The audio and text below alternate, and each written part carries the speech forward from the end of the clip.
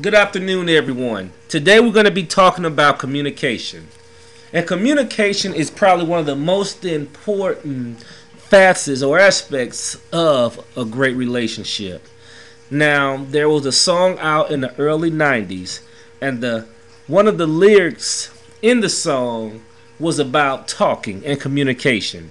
And the words were as follows: "Can we talk just for a moment?" And then it went on and on. But this song hit #1 on the pop and R&B charts because communication is the way that two parties or more communicate with one another. And it involves many things, and we're going to talk about it later, in this podcast. But also, communication is the relationship that you have with the other party.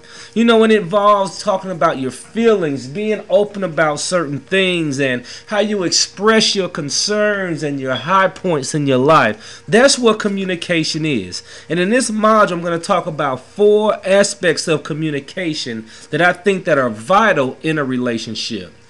Now, 4 keys to having great communication are as follows. First of all, being a great listener. Secondly, thinking before responding. And number 3, explaining yourself thoroughly in a situation.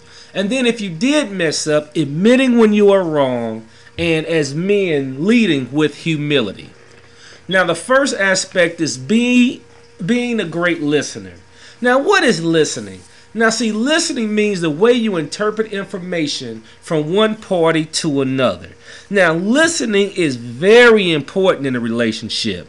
Now, one of the things I realized that when you listen to someone, you have to be focused on that person. So, men, when you're listening to your wife, because there's been so many times where I told my wife I was listening, but my mind was in a whole different place. I was thinking about the football game. I was thinking about my job. I was thinking about what I was going to do when I finished talking to my wife. So many different aspects. So one of the things that I like to focus on when listening, first of all, make sure that you're giving your wife your 100% focus, okay?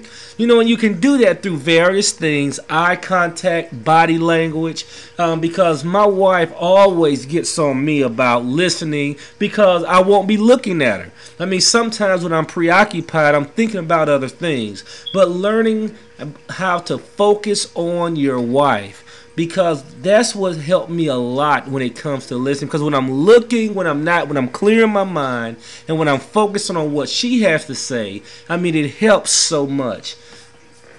And then I got to put the shoe on the other foot, because when my wife, is there and I have something important to tell her, she is listening to me. She is communicating that, but when she's doing other things, I know how I feel. So I just think being a great listener, make sure that you're giving her your full undivided attention, that you're keeping track of the details, and that you're not just looking at her and everything's going in one ear and out the other, but you're soaking it in, and then you can actually be involved more in what she's saying.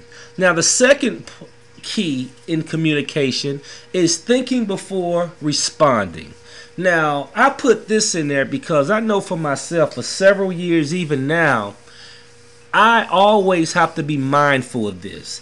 I have to be mindful of responding in a way that won't get my wife agitated. And then I have to know what triggers my wife. Let's say if my wife and I were in a disagreement about something. I have to know that if I turn my head and start talking about the football game, changing the subject, I know that's something that's going to make my wife very upset. So I have to learn how to hold those things back. Or also, if the conversation is serious, I can't get to the point where I'm trying to joke or trying to tell a joke in the middle of the conversation. I've done that too. My wife said, "Honey," and she thinks I'm serious, but I say, "Baby, I'm joking." And she always tells me, "Honey, this is not the time to joke. This is when I'm serious." So you have to know what triggers your wife. The things that trigger her in a positive manner, that'll get a smile, that'll take the load off, and also the things that will make her turn the other way. But as husbands, we really want to focus on the positive triggers. Thinking before you respond. Not responding in a way that's going to make your wife feel bad or, make her feel more negative about the situation. And number 3 is explaining yourself thoroughly. And basically what this means, when you respond to your wife, you're talking to her and you're explaining details. All right? She wants to know what's going on with you. And let's say if you have a situation or even just communication, period. When my wife asks me, honey, how did your day go? I say, fine. And that's pretty much it. Now, I could have had the best day of the year or it could have been the worst day of the year, but my response is fine. But see, my wife, she needs more than that. So if you want to help your communication, explain more in detail. Okay, you talk about the situation. Give examples of, how your day went, or not being shallow, but actually being deeper with your wife. And I know sometimes it's hard, but that's what women need. They want us to let them know what's going on in our life. So one of the things I try to do is explain a little bit. I'm not still as deep as I want to get, but you got to explain yourself thoroughly. Also, when things happen, I can kind of give the Cliff Note version. But my wife, she wants to know, okay, explain this, because she's very meticulous about different things. So learning how to explain yourself thoroughly will help out a lot. And then the last tidbit that I have for all of you husbands and all of you men in relationships, and I think this is a huge deal. We have to admit when we are wrong. The Bible calls us to lead our wives, and one of the best ways to lead is with humility. When we mess up, and husbands, boyfriends, you will mess up a lot. You have to be the first one that I always say to say that you're sorry, to apologize. But also, you shouldn't be afraid or embarrassed to admit when you mess up. And I think for men, that's the problem. When we mess up, we try to cover up things, or we try to give flowers instead of just admitting, hey, I messed up, I'm wrong. In my early years of marriage, I was over the finances. And I bounced several checks at times, but I wouldn't tell my wife because I felt insecure or embarrassed about it. So what started to happen, I was trying to pay Susie to pay Paul because I overspent over here, overspent over there. But instead of just going to her and saying, honey, this is where we are, I tried to cover it up. And I remember looking at her face and looking into her eyes, and I could see her thinking, honey, why didn't you just tell me the truth? Because eventually it would just catch up with you.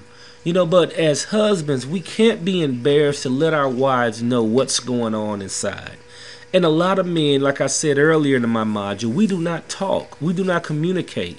But I had to understand that my wife, she's on the same team that I am. Both of us, we have dreams. Both of us have goals. And we differ on a lot of different things, but we're on the same team. So I had to understand that my wife is my biggest fan. She's not there to tear me down. She knows that I'm going to make mistakes, and I know that she's going to make mistakes. But we have to learn how to lead with humility. And then lastly, when we apologize from a genuine heart. Not something where you're just saying, I'm sorry, because I've done that several times, where you just want to move on. But where you apologize and you mean it and you're hurt and you want to move on. Because you felt like you've dealt with it, not just because you're ready for it to be over.